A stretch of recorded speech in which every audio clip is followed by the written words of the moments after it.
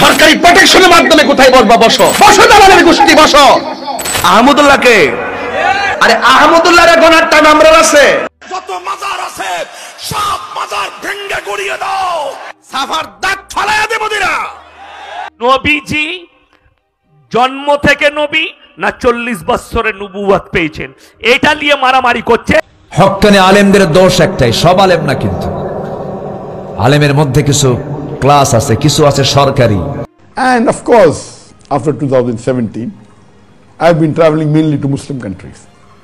And yes, I did receive invitation from several non-Muslim countries.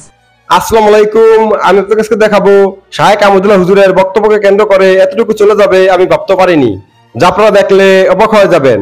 আর এইদিকে হঠাৎ কি বললেন ডক্টর জাকির নায়েক। আজকের ভিডিওগুলো অত্যন্ত গুরুত্বপূর্ণ, আমি আশা করবো যে আপনারা এই সম্পূর্ণ ভিডিও দেখবেন, আর এই সম্পূর্ণ ভিডিও দেখলেই বিস্তারিত জানতে পারবেন। আর এই ভিডিওগুলো দেখানোর আগে আপনাদের কাছে আমার ছোট্ট একটি রিকোয়েস্ট, আপনারা যদি আমার চ্যানেলে নতুন হয়ে থাকেন তাহলে আপডেট নিউজ আমার আগে পেতে আমার এই চ্যানেলটি সাবস্ক্রাইব করে আমার সাথেই থাকুন। আর এখন চলুন কথা না বাড়িয়ে আমরা এক এক করে ভিডিওগুলো দেখে আসি। 40 বছর হয়ে গেল, এমত অবস্থায় আল্লাহ নবীর কাছে ওহী এলো। নবী 40 বছর আগেও নবী ছিলেন, তবে আমার নবী দপ্তর বিহীন নবী। নবুয়াতির দপ্তর আল্লাহ তাআলা তাকে 40 বছর বয়সে বুঝায় দিয়েছে। কথা ঠিক কিনা বলুন? আমরা এখন সোশ্যাল মিডিয়ায় দেখতেছি শায়েখ আহমদুল্লাহর বিরুদ্ধে ওই যে ঝাঁকা নাকা, কে জানো, তাহেরি, ঝাঁকা নাকা তাহেরি লেগেছে শায়েখ আহমদুল্লাহর বিরুদ্ধে। আলহামদুলিল্লাহ, শায়েখ আহমদুল্লাহ ডক্টর আব্দুল্লাহ জাহাঙ্গীর রাহিমাহুল্লাহ তাআলা ইন্তেকালের পর শায়েখ আহমদুল্লাহ জাতির জন্য একটা নিয়ামত। এই জাতির জন্য কি নিয়ামত? কার সাথে তুমি টক্কর দিতে যাও মিয়া? জাগা চেনো না তুমি? তো তার সামনে 2 পৃষ্ঠা আরবি পড়তে তোমার পায়জামা নষ্ট হয়ে যাবে। কার সামনে কথা বলো? লোকজন বুঝে শুনে টক্কর দিতে হয়, যেখানে সেখানে টক্কর দিলে কাজ হয় না। হ্যাঁ, তবে কোন বড় আলেমেরও কখনো কখনো ভুল হয়ে যেতে পারে, যেমন মিজানুর রহমান আজহারি। আলহামদুলিল্লাহ, সে সারা বাংলা, যেমন ডক্টর জাকির নায়েক ইন্ডিয়ার মানুষ হলো, সারা পৃথিবীর মুসলমানদের জন্য সে একটা নিয়ামত। সে কি? কিন্তু আমাদের মুসলমানদের জাতিগত একটা চরিত্র হলো আমরা আমাদের সন্তানদেরকে মূল্য দিতে জানি না। এই ডক্টর জাকির নায়েক যদি মুসলমানের বাচ্চা না হয়ে খ্রিস্টানের বাচ্চা, ইহুদির বাচ্চা, হিন্দুর বাচ্চা যদি হইতো, দেখতেন পৃথিবীতে সব থেকে বড় স্কলারের নাম হতো জাকির নায়েক। আলহামদুলিল্লাহ, হয়তো তার সাথে আমার মাসলাক, মানহাজ, মাযহাবগত হয়তো কিছু বেমিল অথবা অমিল থাকতেও পারে, কিন্তু কম্পারিটিভ রিলিজিয়ন সহ ইসলাম ধর্মের একজন দায়ী হিসাবে তার মতো আরেকজন মানুষ পৃথিবীতে দ্বিতীয় আরেকটা নাই। আল্লাহু আকবার। এই যে মিজানুর রহমান আজহারি, সে কিন্তু বাংলাদেশের একটা সম্পদ। সে তার সবথেকে একটা ভালো গুণ হলো বেয়াদব না, উগ্র না, উশৃঙ্খল না। আর একটা ভালো অভ্যাস হলো মানুষ একটু সেলিব্রিটি হলে লোকজনের সাথে কথা কয় না, ভাব ধরে থাকে, খারাপ আচরণ করে, ভালো আচরণ করে না। কিন্তু মিজানুর রহমান আজহারি আলহামদুলিল্লাহ, তার এই ভালো গুণটা, সে এত বড় সেলিব্রিটি হওয়ার পরেও কোনো মানুষের সাথে গোমরা মুখে কথা বলে না। একবার এক মাহফিলে যায়, এক হাদিস পড়তে যায়, আমার 2-1 বাইট গেছে আর কি। আমার রাসূল বলেন আরে না বেটা, এখন পর আবার হাদিসটা পড়ছি, কিন্তু পড়ছি যে ইরার দিছে না, না দিয়া দুইবার যে বাচ্চে, এটারে কাইটটা সাইরা বুঝাইতেছে, এটারে ট্রল করতেছে আর কি, যে আমি পারি না। আচ্ছা, মসজিদে ইমাম সাহেব নামাজ পড়ানে ফেস লাগে না? পিছন দিতে লুকমা দেয় না? এটাকে ইমাম সাহেব ইজ্জত গেছে গা? বলতো হতেই পারে, ঠিক না? এটা কাইটটা সারে মানুষের রুচির বাজারে দুর্ভিক্ষ লাগছে, মেধার মাথার ভিতরে গোবর আর গজব পড়ছে। কথা কোন ঠিক না? আমি একবারে বলছি যে আমি হাফেজও না, আমি কারিও না, আমি সারেন্ডার। আমার বলজন কেউ দৌড়া দিয়ে তখন আমি আবার দেখি মাশাআল্লাহ আমার উপকার করছে। এখন আমার কিছু মাকড়া ছুটটা জায়গা, কিছু একফা টেকফা করতাম পারি না, এরপরে অনেক এগুলো কাইটটা কুইটটা সারে আর কি, সারার পরে আমার একটু উপকারও হয়। আপনারা মনে করছেন তাহেরি ভাই আর শায়েখ আহমদুল্লাহ যা শুরু করেছে এই নিয়ে জাতি ব্যস্ত থাক। আরে ভাই, ওটা নিয়ে যাই ব্যস্ত থাক, আমরা যাতে মাতাল তাই কি, তাহলে ঠিক আছে। কিছু করে দেখেন তো, তখন আর তাহেরি, আহমদুল্লাহ, আমির হামজা আলাদা নাই, সব এক হয়ে যাবে ইনশাআল্লাহ। আমরা পড়তে চাই কার নামে? এই জন্য রবের নামে পড়তে হলে কোরআন বুঝতে হবে আমাদেরকে। আমি 3টা বছর ছিলাম আটকা জীবনে, জেলখানায়, আবদ্ধ জীবনে। আমাদের যেহেতু রেখেছিল কষ্ট দিয়ে, জেলখানায় রেখেছিল ফাঁসির কন্ডেম সেলের ভেতরে, 24 ঘন্টা তালাবদ্ধ রেখে দিত। অথচ আমার যে মামলা, ও তো মূল্য চুরির মামলাও না, মূল্য চুরি করলেও মানুষকে ওইভাবে রাখে না।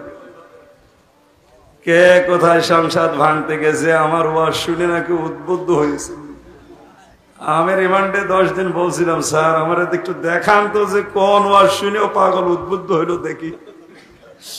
আমার নিজের ওয়াজ আমি নিজেই উদ্বুদ্ধ হই না, আর ও সেই সিরাজগঞ্জ থেকে উদ্বুদ্ধ হয়ে তরবারে নিয়ে এসেছে সংসদ ভেঙে ফেলবে।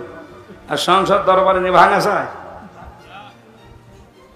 বলে না ওই ওয়াজ শোনানো যাবে না, আপনার ওয়াজ শুনে ও কইরিস। ঠিক আছে, এই আমার অপরাধ যে আমার ওয়াজ শুনে নাকি একজন উদ্বুদ্ধ হয়ে সিরাজগঞ্জ থেকে তরবারি নিয়ে এসেছে সংসদ ভেঙে ফেলবে। বলেন সুবহানাল্লাহ। শয়তান এগুলো শোনে আর হাসে। আল্লাহ, আমরা শয়তানি করবো কোথায়? ফাঁসির কন্ডেম সেল তাদের জন্য যাদের ফাঁসির অর্ডার হয়ে গেছে, এদের। আমার তো এখনো বিচারই শুরু হয়নি, তা আপনি আমার এভাবে রাখলেন, আমার অধিকারগুলো নষ্ট করলেন, যোগাযোগ বিচ্ছিন্ন করে দিলে, তাও 1-2 দিন 5 দিন না, 3 বছর একাধারে, এদিকে 2.5 হাত এদিকে 3 হাত, 24 ঘন্টা তালা মারি রাখলেন। আপনি একটু বিবেকে বাজলো না? কষ্ট হয়েছে আমার, কিন্তু লস হয়নি। আমি মাওলানা মামুনুল হক, মাওলানা শাকাওয়াত হোসেন রাজি সহ, আজকে খালিদ সাইফুল্লাহ আইয়ুবী ভাই ছিল আমার সাথে দুপুরবেলা, ওনাদের সাথে এই সময়গুলো পার করেছি। ওখানে আর যাই হোক, কোরআনে কারীম মানে আয়ত্ত করা যায়, কারণ বাইরের যোগাযোগ বিচ্ছিন্ন। তো আমি কোরআন সামনে নিয়ে আপনাদেরকে একটা বিষয়ে গ্যারান্টি দিতে পারি, 3 বার শুধু মাতৃভাষায় পড়াটা একবার শেষ করেন। আমার তো 75 বারের উপর হওয়ার কারণে আমার কাছে এখন সহজ লাগে। আপনি 3 বার শেষ করবেন এবছর থেকে ওই বছর আসার আগ পর্যন্ত, দেখবেন আপনাকে দিয়ে কোনো ভণ্ড এই দেশে শিরিক বেদাত করাতে পারবে না।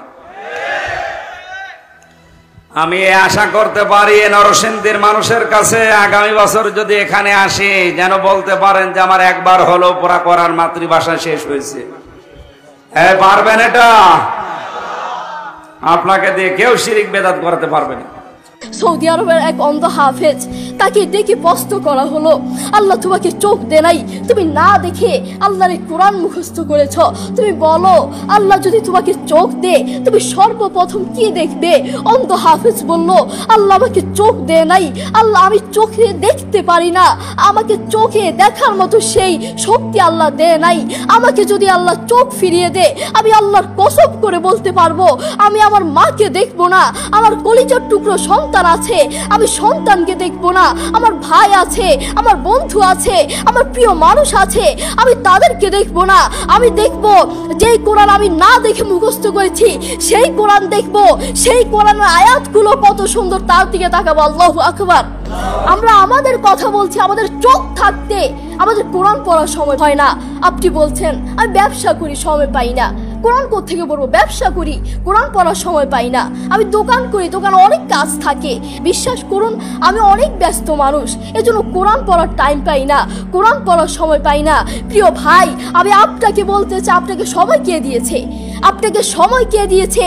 যেই আল্লাহ আপনাকে সময় দিয়েছে সেই আল্লাহর জন্য আপনি কোরআন পড়তে পারেন না। আপনার চেনা ফলমান আসমানের নিচে জমিনের উপর আরেকটাও হতে পারে না। কথা বলেন ঠিক কিনা? দেখবেন মাথায় যত টেনশন থাকুক না কেন সব চলে যাবে। আমাদের বাসায় একটা সাউন্ড বক্স আছে। আমাদের পরিবারের সবার যখন মন ভালো না থাকে, আমার দাদা দাদু, আমার বাবা মা, ভাই বোন কারো যদি মন ভালো না থাকে, তখন আমার বাবা সেই সাউন্ড বক্সে কোরআন তেলাওয়াত লাগিয়ে দে। আমার বাবা বলে যখন কোরআন তেলাওয়াত শুনি মাথায় যতই টেনশন থাকুক না কেন সব চলে যায়, মন ফ্রেশ হয়ে যায়, মাথায় কোনো টেনশন থাকে না। আপনারাও চেষ্টা করবেন। আল্লাহ তাআলা বলেছেন আর রহমান আল্লামাল কুরআন খালাকাল ইনসান, দয়াময় আল্লাহ তিনি কোরআন শিক্ষা দিয়েছেন, তিনি মানুষকে সৃষ্টি করেছেন। আপনি দেখুন বর্তমান পৃথিবীতে যিনি কোরআন নিয়ে প্রতিবাদ করেছেন, আল্লাহু আকবার, যিনি বর্তমান এই পৃথিবীর বুকে কোরআনের সৌন্দর্য তুলে ধরেছেন, কোরআন যে ভুল নয় তা প্রমাণ করেছেন, তিনি হচ্ছে ডাক্তার জাকির নায়েক হাফিজাহুল্লাহ। তিনি কোরআনের মর্যাদা তুলে ধরেছেন, কোরআন যে ভুল নয় তা প্রমাণ করে দিয়েছেন। এই পৃথিবীর বুকে আপনি দেখবেন পৃথিবীর বহু মানুষ চোখে দেখে না, পৃথিবীর বহু মানুষ কথা বলতে পারে না, পৃথিবীর বহু মানুষ হাঁটতে পারে না, পৃথিবীর বহু মানুষ কানে শুনে না, তবু আল্লাহু আকবার যারা অন্ধ দেখবেন তারা চোখে দেখে না কিন্তু শুনে শুনে এই কোরআন মুখস্থ করে, যারা কানে শুনে না তারাও এই কোরআন মুখস্থ করে, যারা কথা বলতে পারে না তারাও আল্লাহু আকবার দেখবেন এই কোরআন মুখস্থ করে। আমার বাবার একটি মাদ্রাসা আছে, নাম হচ্ছে আল হিদায়াত প্রতিবন্ধী মাদ্রাসা। সেখানে বিভিন্ন প্রতিবন্ধীরা পড়ে। তো সেখানে যিনি প্রধান শিক্ষক, সেখানে যিনি প্রধান টিচার, তার নাম হচ্ছে হাফেজ মোহাম্মদ শরীফুল ইসলাম। তাকেও আল্লাহ এই দুটো চোখ দেয় নাই, তিনিও চোখে দেখতে পারেন না, তাকে আল্লাহ চোখ দেয় নাই, তবুও কোরআনের প্রতি ভালোবাসা আছে। আমি যখনই তার কাছে যাই তখনই দেখি তিনি সব কাজ বাদ দিয়ে তিনি কোরআন তেলাওয়াত করছেন বা কোরআন শুনছেন। যখনই যাই তখনই দেখি তার দুটো সন্তান আছে, তিনি চাইলে তার সন্তানগুলোর চেহারা দেখতে পারে না, তিনি চাইলে তার মাকে দেখতে পারে না, তার বাবাকে দেখতে পারে না, তার আদরের টুকরো সন্তানগুলোকে দেখতে পারে না, তিনি চাইলে তার প্রিয় মানুষকে দেখতে পারে না, তার আত্মীয় স্বজনকে দেখতে পারে না। আপনি দেখবেন সে অন্ধ মানুষগুলো বলবে এই জিনিসটা এই কালার, এই জিনিসটার রং কালো, এই জিনিসটার রং সাদা, এই জিনিসটার রং লাল, কিন্তু তারা তো দেখে না, তারা মানুষ থেকে শুনে শুনে তারপর বলে এই জিনিসটার রং কালো। একটু পরীক্ষা করে দেখবেন আমরা 1 ঘন্টা চোখটাকে এভাবে বন্ধ করে থাকতে পারি না, আমরা 2 ঘন্টা একদিন এভাবে চোখটাকে বন্ধ করে থাকতে পারি না। আর সেই অন্ধ মানুষগুলো বছরের পর বছর চলে যায়, মাসের পর মাস চলে যায়, দিনের পর দিন চলে যায়, এভাবে চোখটাকে বন্ধ করে থাকে। তারা কিভাবে পারে? তাদেরকে আল্লাহ চোখ দেয় নাই, তবুও কোরআনের প্রতি ভালোবাসা আছে। আর আমরা আমাদের কথা বলছি, আমাদের চোখ থাকতে আমাদের কোরআন পড়ার সময় হয় না। আপনি বলছেন আমি ব্যবসা করি সময় পাই না, কোরআন কোত্থেকে পড়বো? ব্যবসা করি, কোরআন পড়ার সময় পাই না। আমি দোকান করি, দোকানে অনেক কাজ থাকে, এর জন্য কোরআন পড়ার সময় পাই না। আমি অফিস করি, অফিসে অনেক কাজ থাকে, কোরআন পড়ার সময় পাই না। আমি অনেক ব্যস্ত মানুষ, বিশ্বাস করুন আমি অনেক ব্যস্ত মানুষ, এর জন্য কোরআন পড়ার টাইম পাই না, কোরআন পড়ার সময় পাই না। প্রিয় ভাই, আমি আপনাকে বলতে চাই, আপনাকে সময় কে দিয়েছে? আপনাকে সময় কে দিয়েছে? যেই আল্লাহ আপনাকে সময় দিয়েছে সে আল্লাহর জন্য আপনি কোরআন পড়তে পারেন না।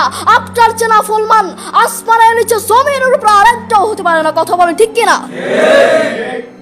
আপনাকে কত বড় একটা নিয়ামত দিয়েছে, আপনি কথা বলতে পারছেন, এটা কত বড় একটা নিয়ামত আপনি জানেন? কোরআনের সুর বড় মধুর সুর, কোরআনের সুর জানেন একবার শুনলে বারবার শুনতে মন চায়।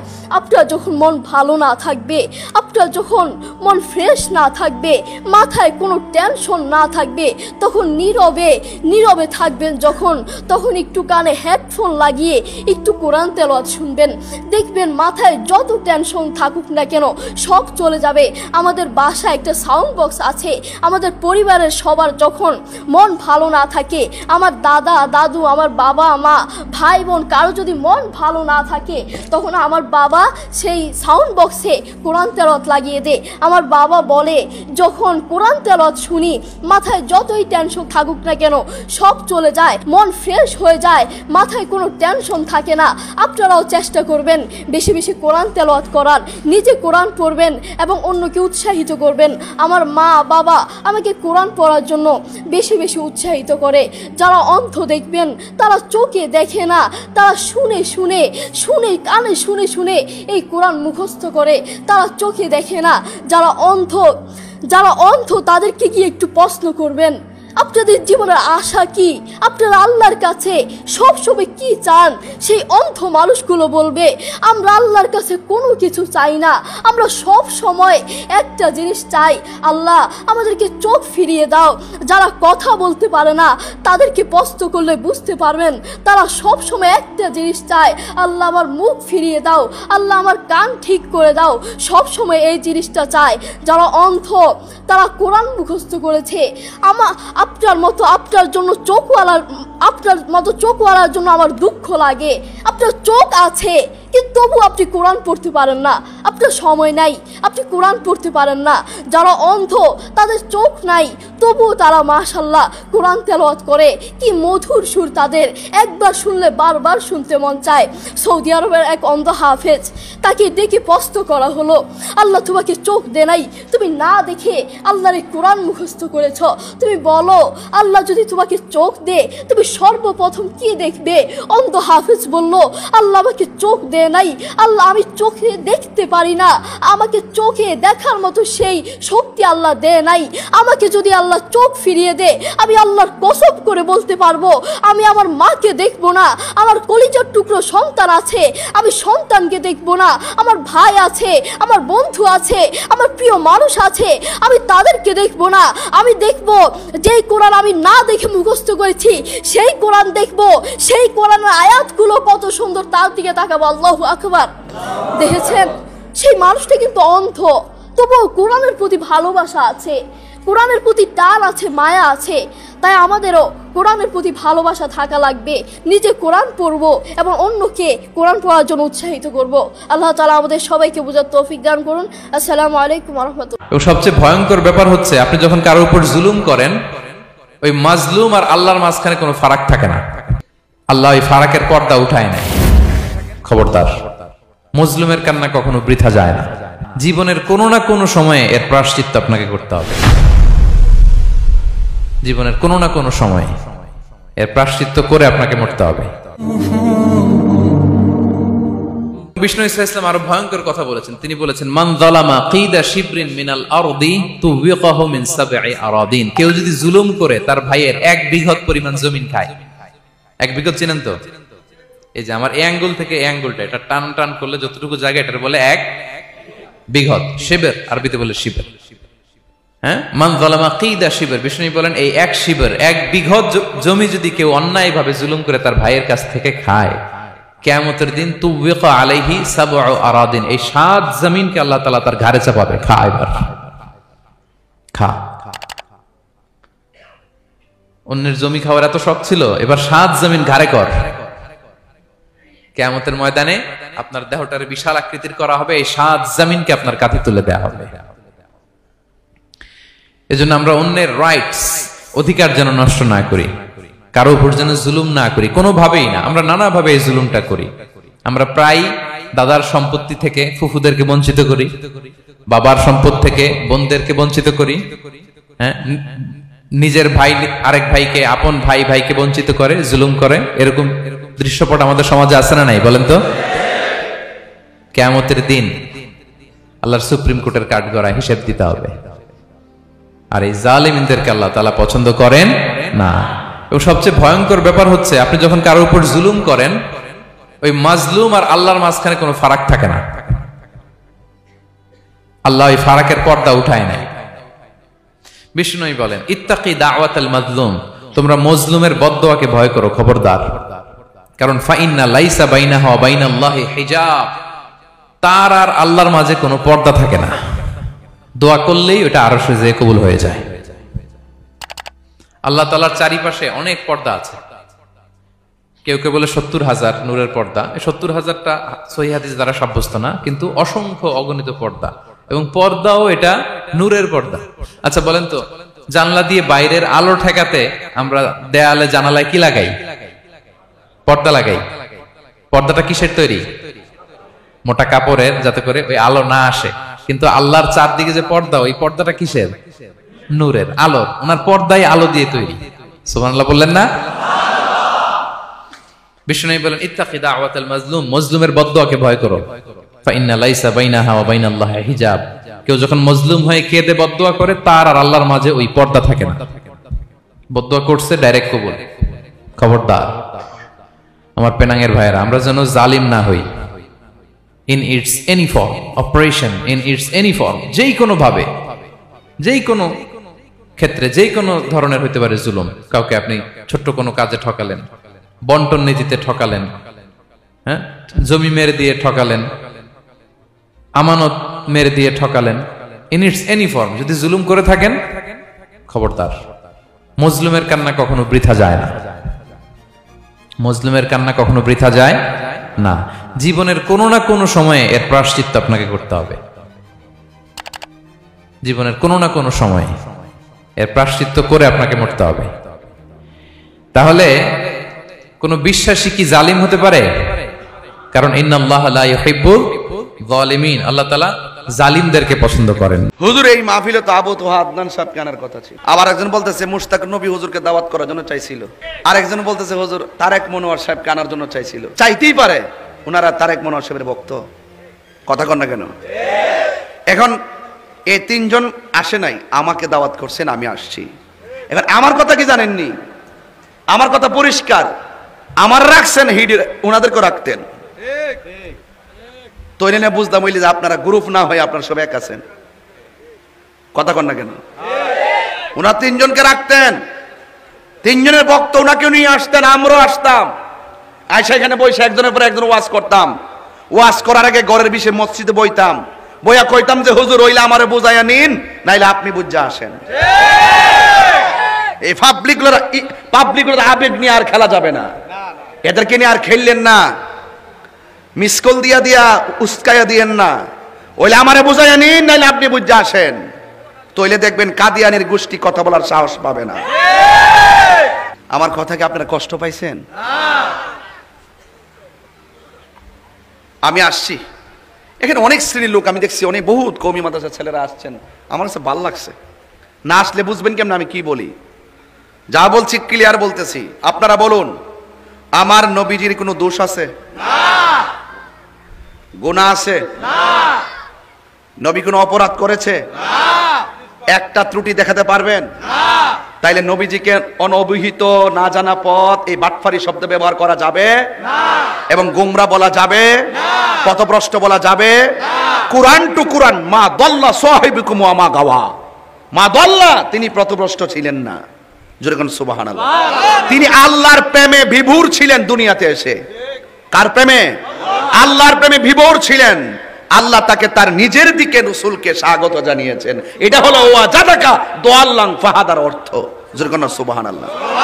তাফসীর পড়েন, তাফসীর পড়লে দেখবেন লেখা আছে ওয়াজাদাকা দাল্লান ফাহাদার। তাফসীর কি পড়লে ভালো করে বুঝবেন। অনর্থক উদ্দেশ্য প্রণোদিত হয়ে কারো এজেন্ডা বাস্তবায়ন করতে যায়েন না। যে এজেন্ডা বাস্তবায়ন করতে গেলে কথাটা নবীর বিরুদ্ধে চলে যায়, এই এজেন্ডা বাস্তবায়নের শুরু এবং মাঝ এবং শেষ যে কোনো মুহূর্তে বিপদ আপনার গাড়ি চেপে বসবে। কথা বলেন ঠিক কিনা? এই জন্য আল্লাহ যাকে বেশি ভালোবাসবেন তাকে বেশি পরীক্ষা করবেন, এটার মধ্যে কোনো সন্দেহ নাই। And of course, after 2017, I've been traveling mainly to Muslim countries. And yes, I did receive invitation from several non-Muslim countries. But the closest that I accepted it was in 2020 when I got an invitation from Canada. When one of the Muslim MPs in Toronto, he invited me and said that Justin Trudeau was going to be the chief guest, and he wanted me also to be one of the chief guests. And it was supposed to be organized in April 2020.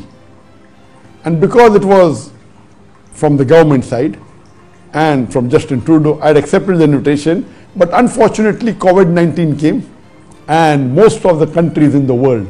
আমি আশা করছি আপনারা সম্পূর্ণ ভিডিওটি দেখেছেন। তো আপনাদের যদি বিষয়টি নিয়ে কোনো মতামত থাকে আমাকে অবশ্যই কমেন্টে জানাবেন। আর আপনারা যদি আমার চ্যানেলে নতুন হয়ে থাকেন তাহলে আমার এই চ্যানেলটি সাবস্ক্রাইব করে আমার সাথেই থাকুন। তো দেখা হচ্ছে পরবর্তী ভিডিওতে। সে পর্যন্ত সবাই ভালো থাকবেন, সুস্থ থাকবেন। আল্লাহ হাফেজ।